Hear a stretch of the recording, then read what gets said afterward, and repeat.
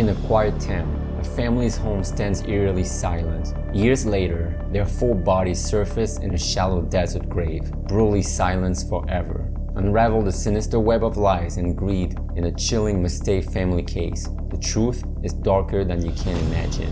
Stay with us as we explore the enigmatic disappearance, the intense investigation, as well as the psychological factors that trigger this tragedy. In the quiet suburbs of Fallbrook, California, the McStay family, comprising Joseph, his wife Summer, and their two young sons, Johnny and Joseph Jr., embody the essence of the American dream. Joseph, an entrepreneur, ran a successful business designing and installing decorative fountains, while Summer juggled her responsibilities at home and her aspirations in real estate. The serenity of their lives, however, was abruptly shattered in early February 2010. On February 4th, Joseph had a phone conversation with his father. This innocuous conversation carried an unforeseen weight. It would be the last time Joseph's voice would be heard by his family. Friends and family, initially not alarmed due to the family's known spontaneity for short trips, grew increasingly concerned as the days stretched without contact. The first tangible sign of their abrupt disappearance surfaced when their Isuzu Trooper was discovered on February 8th, abandoned near the Mexican border at San Isidro. This discovery triggered numerous theories, the most prominent being that the family had voluntarily crossed into Mexico. Surveillance footage from the border seemed to support this theory, showing a family resembling the McStays walking into Mexico. As days turned into weeks, the lack of communication and growing evidence began painting a grim picture. Joseph's brother, Michael, visited their house on February 13th. The family's dogs were left outside without food or water, and there were no signs of forced entry or struggle. Inside, eggs were left out on the kitchen counter, and 2 bowls of popcorn sat on the living room sofa, painting a picture of a family that had abruptly left a normal evening at home. The initial response from law enforcement and the community oscillated between theories of voluntary disappearance and foul play, but with each passing day, the scale tipped increasingly towards something more sinister. Several years passed with no solid leads, but on November 11, 2013, a motorcyclist traversing the trails of the Mojave Desert near Victorville, California, stumbled upon a sight that would end one mystery and begin another. In the arid expanse, 2 shallow graves were unearthed, revealing the skeletal remains of 4 individuals. Forensic analysis soon confirmed the worst fears. The remains belonged to the McStay family. Autopsy reports indicated that the McStays had met a violent end. Each member of the family was believed to have been killed by blunt force trauma, a horrifying detail that painted a gruesome picture of their last moments. The presence of a 3-pound sledgehammer in the grave was a crucial piece of evidence, pointing towards the brutality of the crime. The location of the bodies in the desert, over 100 miles from their home, raised numerous questions. How did the family end up in such a remote location?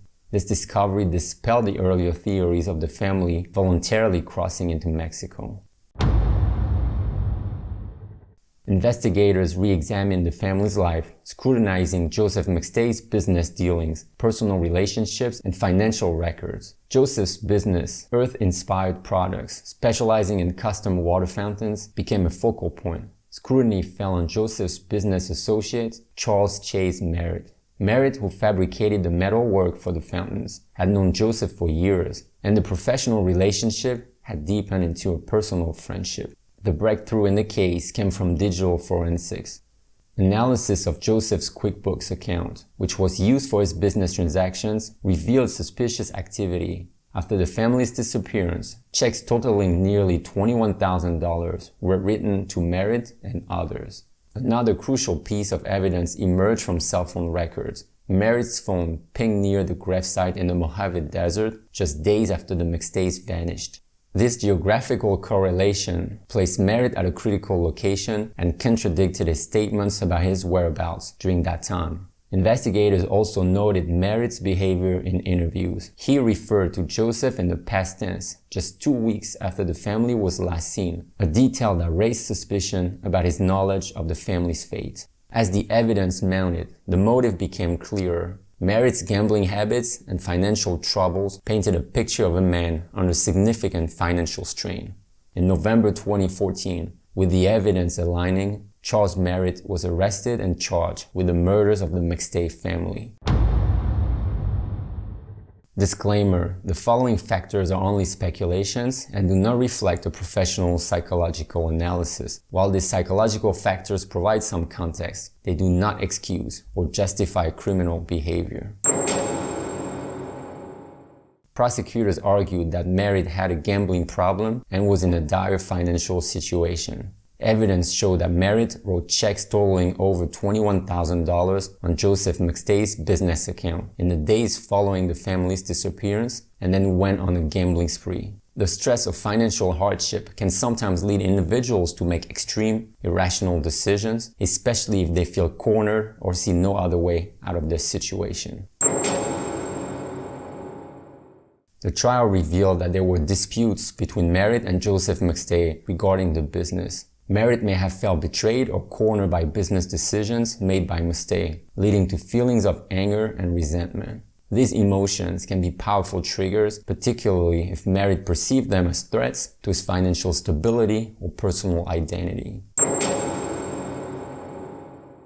Merritt's ability to maintain a facade of normalcy after the murders and his denial of guilt even after the conviction might suggest traits like manipulative behavior, lack of empathy, or an inability to accept responsibility for his actions. If Merritt did indeed commit the murders, as concluded by the court, this could indicate a tendency towards impulsive or aggressive behavior, especially considering the nature of the crime. The use of a sledgehammer as a murder weapon suggests a level of violence and rage that might point to underlying issues with anger management or impulse control.